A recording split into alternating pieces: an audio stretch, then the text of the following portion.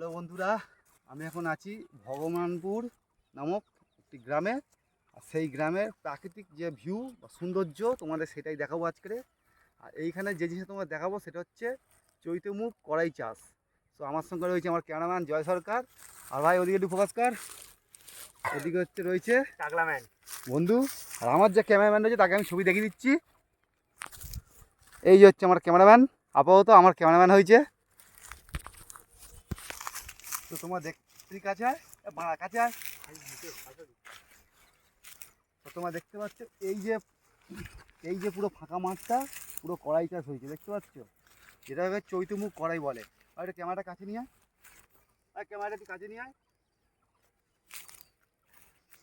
তো বন্ধুরা, এই যে হচ্ছে কড়াই, তোমরা দেখতে পাচ্ছ একটা কড়াই তুললাম, দেখলে হয়তো পিটতে পারে। এই যে হচ্ছে কড়াই, পুরো একদম ফ্রেশ টাটকা কড়াই। তোমায় দেখিয়ে দিচ্ছি, দেখো ফ্রেশ টাটকা কড়াই, খেয়েও দেখাচ্ছি, খুব টেস্টি। সো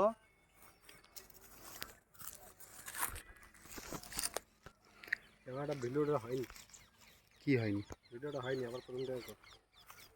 ছবি আসেনি ঠিকঠাক। ছবি এসো হয়ে যাবে ঠিক। সো দেখতেই পাচ্ছ ছবি কেটে গেছে। পুরো মাঠ জুড়ে পুরো কড়াই চাষ। আর আমার ওই যেমন ফাঁকা মাঠের মধ্যিখানে, আর এগুলো হচ্ছে চৈতমুখ কড়াই। এ দেখো চৈতমুখ কড়াই, সব চৈতমুখ কড়াই।